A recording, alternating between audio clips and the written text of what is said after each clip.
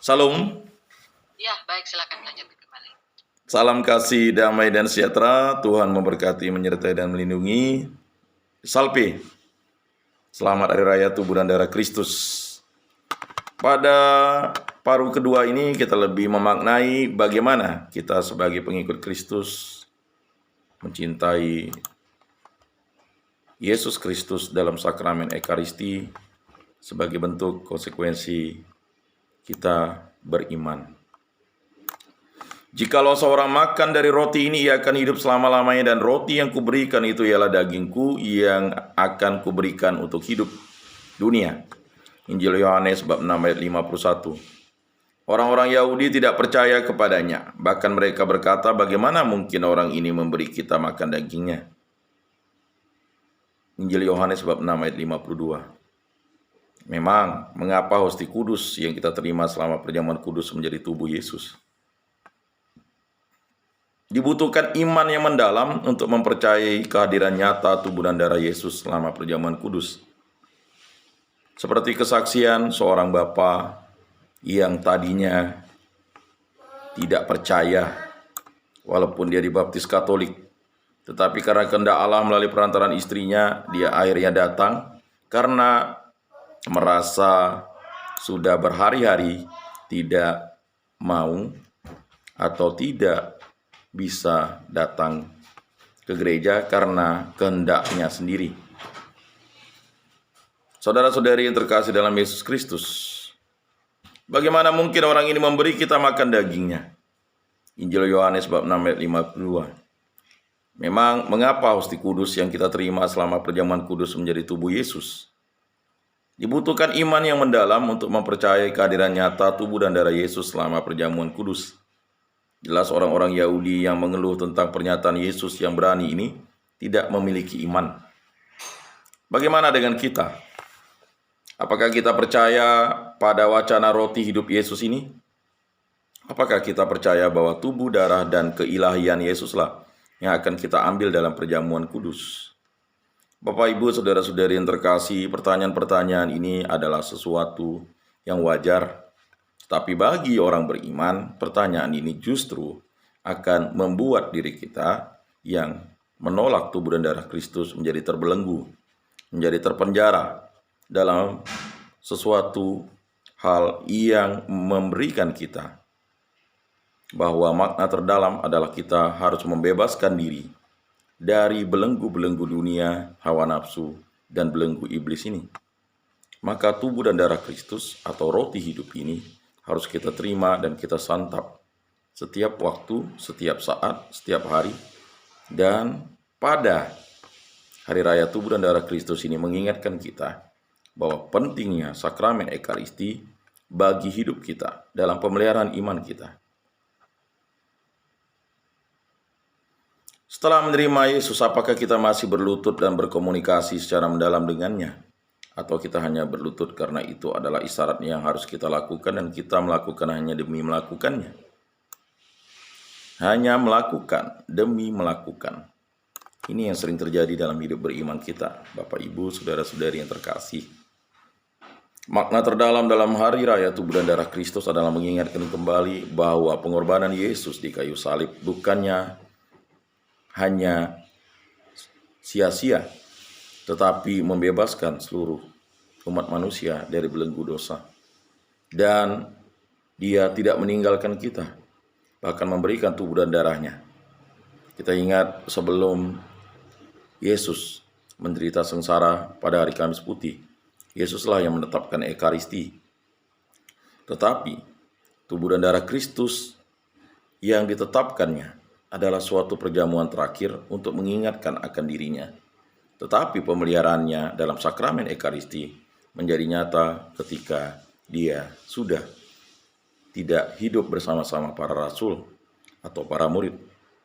Tetapi setelah dia naik ke surga, kemudian Roh Kudus turun atas para rasul. Selanjutnya kita tahu bahwa minggu lalu adalah Hari Raya Tritunggal yang Maha Kudus. Dan pada hari ini adalah Hari Raya Tubuh dan Darah Kristus, memberikan makna kepada kita bahwa Allah tidak pernah menyertai kita. Itu adalah makna bagi orang yang tidak beriman. Tetapi bagi orang beriman, Allah selalu menyertai kita dengan tubuh dan darah Kristus. Inilah yang harus dipahami konsepsi melakukan dari melakukan. Nah, banyak di antara kita menyambut tubuh dan darah Kristus sebagai suatu ritual belaka karena mungkin hanya untuk kehadiran fisik kita. Menyambut tubuh dan darah Kristus bukanlah kehadiran fisik, tetapi merupakan makna iman yang harus kita lakukan karena iman itu adalah setia dan hadir. Kesetiaan kita dan kehadiran kita dalam setiap misa, dalam setiap perayaan tubuh dan darah Kristus merupakan wujud nyata kita bagaimana kita percaya bahwa Allah menyertai kita. Tanpa kesetiaan dan kehadiran kita, justru kita tidak percaya bahwa Allah menyertai kita. Immanuel, Allah beserta kita.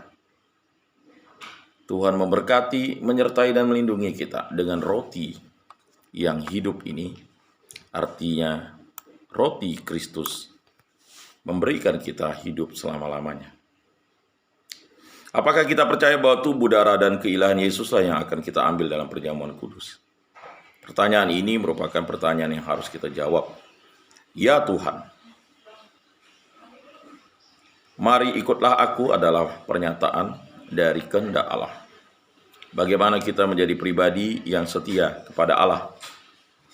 Mari ikutlah aku. Setelah menerima Yesus, apakah kita masih berlutut dan berkomunikasi secara mendalam dengannya? Atau kita hanya berlutut karena itu adalah isyarat yang harus kita lakukan dan kita melakukannya hanya demi melakukannya? Banyak yang selalu pergi ke misa kudus setiap hari Minggu atau bahkan hampir setiap hari, tetapi tidak semua orang mengalami proses pertobatan. Proses pertobatan merupakan suatu makna yang terdalam dalam hidup beriman. Sakramen Ekaristi atau tubuh dan darah Kristus dalam rupa sakramen Ekaristi merupakan suatu lambang pertobatan yang menyelamatkan hidup kita dari belenggu dunia, dari belenggu hawa nafsu kita, dan dari belenggu iblis. Belenggu-belenggu itu dipatahkan.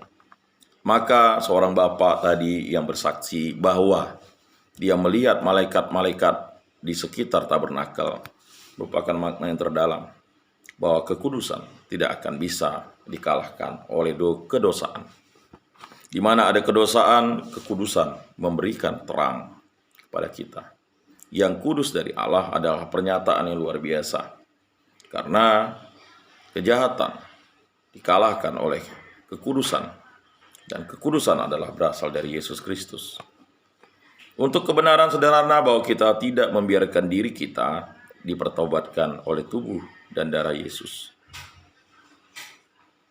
Mungkin ini juga membuat diri kita selalu berada dalam situasi kebimbangan, suam-suam kuku. Mengapa kita tidak membiarkan tubuh dan darah Yesus mempertobatkan kita? Kita hanya memaknai sakramen Ekaristi atau sakramen tubuh dan darah Kristus biasa-biasa saja. Padahal lambang pertobatan adalah penyerahan diri total kepada Allah. Setelah kita menerima sakramen pertobatan, maka kita baru layak dan pantas menerima sakramen Ekaristi. Dan kebanyakan dari kita menolak cinta Tuhan dengan hanya menerima Ekaristi. Dan itu membuat diri kita berada dalam belenggu-belenggu yang membuat makna tubuh dan darah Kristus menjadi hambar bagi kita. Kita bersikeras untuk mendominasi Yesus karena kita menolak panggilannya untuk menjauh dari keberdosaan kita. Maka menerima sakramen Ekaristi berarti kita harus menjauh dari keberdosaan kita. Kita harus tahu bahwa menerima tubuh dan darah Kristus bukanlah suatu hal yang biasa-biasa saja, tetapi kita menerima kekudusan yang terus-menerus, pemeliharaan yang suci dari kehendak Allah.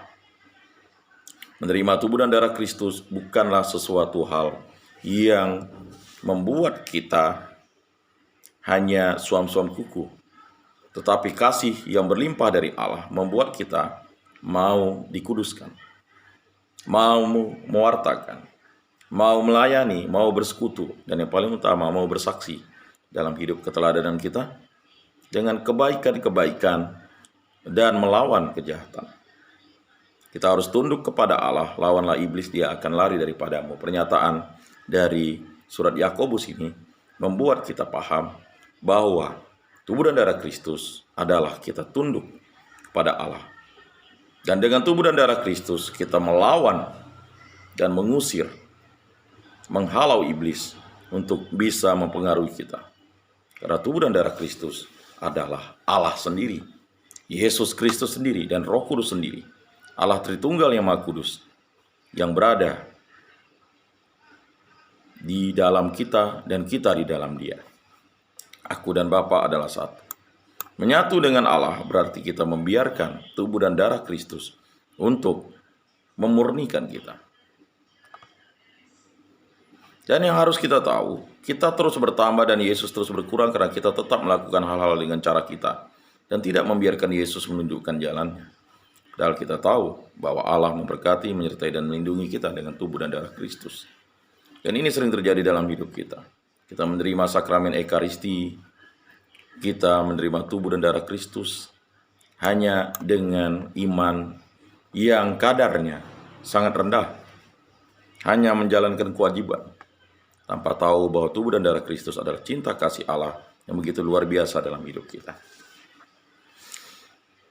Kita percaya dengan wacana roti hidup Yesus ini, kita tahu bahwa kepercayaan dan pernyataan Yesus bahwa kita akan hidup selamanya. Ketika kita tahu atau kita mengambil bagian dalam tubuhnya selama perjamuan kudus. Dan kita kembali bertanya, apakah kita percaya dengan wacana roti hidup Yesus ini? Apakah kita percaya dengan pernyataan Yesus bahwa kita akan hidup selamanya ketika kita selalu mengambil bagian dalam tubuhnya selama perjamuan kudus?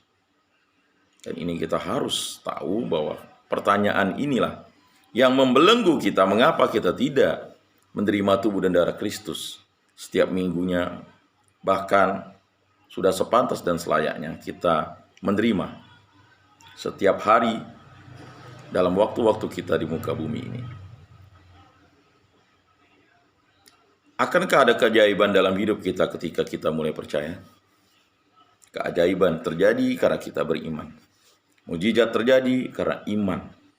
Maka imanmu telah menyelamatkan engkau. Dan tubuh dan darah Kristus adalah pernyataan iman yang harus kita terima dari Yesus Kristus. Percaya Yesus Kristus berarti percaya Allah. Percaya Allah berarti percaya pada penyelenggaraan ilahi, penyelenggaraan Bapa di surga. Percaya kepada Allah dan Bapa berarti kita percaya kepada Yesus Kristus, Sang Juru Selamat, dan kita percaya atas setiap firman dan sabda, karena Bapa dan Yesus adalah satu. Dan jika kita ingin percaya, maka kita harus dalam pemeliharaan Yesus Kristus, dalam tubuh dan darahnya, melalui sakramen Ekaristi. Bapak, Ibu, saudara-saudari yang terkasih dalam Yesus Kristus, tubuh dan darah Kristus yang kita santap merupakan sakramen Ekaristi yang maknanya terdalam dalam hidup kita. Apakah kita mau menerima Kristus dalam hidup kita? Jawabannya adalah terletak di dalam hati kita masing-masing. Ia dalam mulut, tetapi tubuh dan darah Kristus yang kita santap, yang kita masukkan di dalam mulut kita, ya, akan hanya menjadi sesuatu yang biasa-biasa saja. Karena kita menganggapnya biasa-biasa saja.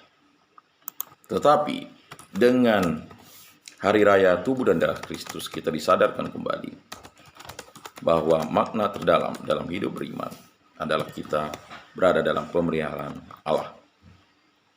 Kita tahu Corpus Christi. Hari raya ini adalah hari raya tubuh dan darah Kristus. Mari kita bersama-sama memahami ini, bahwa hari raya tubuh dan darah Kristus adalah untuk menghormati Ekaristi, dan oleh karenanya tidak memperingati satu peristiwa apapun dalam kehidupan Yesus. Dan kita tahu bahwa perayaan ini merupakan suatu perayaan yang sungguh luar biasa. Untuk itu, marilah kita selalu menerima tubuh dan darah Kristus dalam hidup kita. Demikianlah Lentera Minggu Katolik pada hari ini. Mari kita tutup Lentera Minggu Katolik kita dengan berdoa. Dalam nama Bapa dan Putra dan Roh Kudus. Amin. Allah Tritunggal yang Maha Kudus, kami bersyukur atas karya agung-Mu, karya penyelamatan Putramu, Tuhan kami Yesus Kristus, yang telah menyelamatkan kami dari belenggu dosa dan membebaskan kami dari segala belenggu-belenggu dosa dan kejahatan. Engkaulah yang telah menyelamatkan kami. Kami tahu bahwa dengan pemeliharaan-Mu melalui tubuh dan darah Kristus, kami selalu berada di dalam-Mu dan Engkau berada di dalam kami. Berkatilah kami, para pendengar RRI Pro 1 Pontianak dimanapun berada, agar kami yang beriman kepadamu selalu menerima tubuh dan darah Kristus di dalam gereja yang satu, kudus, katolik, dan apostolik. Berkatilah kami agar kami selalu dibimbing oleh kasih Kristus untuk selama-lamanya melalui perantaraan tubuh dan darah Kristus yang kami santap dalam setiap perayaan Ekaristi dan misa yang kami lakukan. Semua doa ini kami serahkan dengan perantaraan Tuhan kami Yesus Kristus hidup dan beraja kini dan sepanjang segala masa. Amin. Dalam nama Bapa dan Putra dan Roh Kudus. Amin. Selamat Hari Raya Tubuh dan Darah Kristus. Salam, salam kasih, damai, dan sejahtera. Tuhan memberkati, menyertai, dan melindungi kita semua. Salve. Mari kita dengarkan satu pujian dari kerabat kerja RRI Pro 1 Pontianak.